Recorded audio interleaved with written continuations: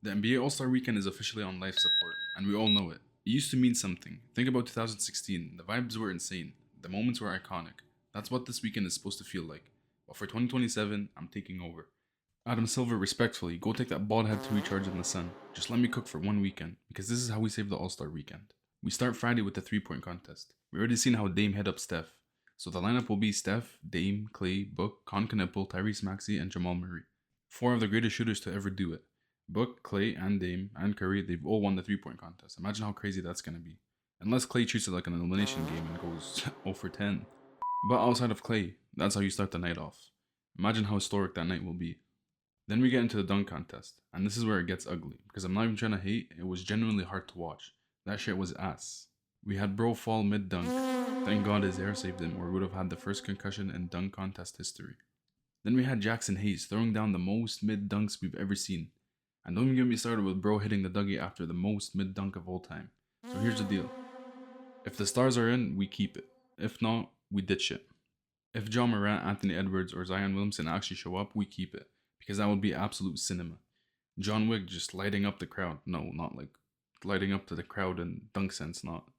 And going for 50s if he doesn't, his child support is due. Or even imagine Zion dunking like Mariah Mills just walked into the building. Bro would pull out tricks from his bag nobody ever knew existed. If that happens, we are saved. But if it's a dunk contest with role players doing TikTok celebrations after grazing the rim, we cancel it on the spot and replace it with a 1v1 tournament. See, now we're cooking, but it has to be structured right, because nobody's trying to watch Dame get bodied by Giannis for 5 straight possessions in the paint. So we split it by position. Guards go out guards. Imagine Steph and Kyrie going one-on-one. Kyrie doing some voodoo shit where the ball just disappears and reappears in the basket, and somehow that's legal. Wings battle wings. Like imagine KD versus Kawhi in that silent mid-range war. And you know KD's burner count is gonna go crazy after the game. And the bigs, imagine Embiid versus Wemby. Or like Jokic versus Cat. Jokic is gonna play like his horses are watching in the stands. Cat is gonna show up and somehow make a 7-footer in a 1v1 look zesty. Rules are first to 7. You make it, you take it. That's how you make these stars want to compete. And then we close the weekend with a skills competition. No, not this bullshit, whatever this is. I'm talking about horse.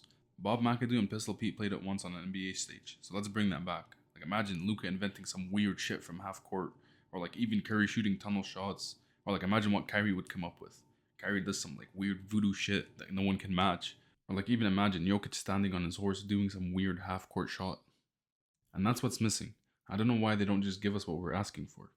On Sunday we have the All-Star game. The format we still need to figure that out. Drop your ideas in the comments. But if they don't fix this shit now, we riot.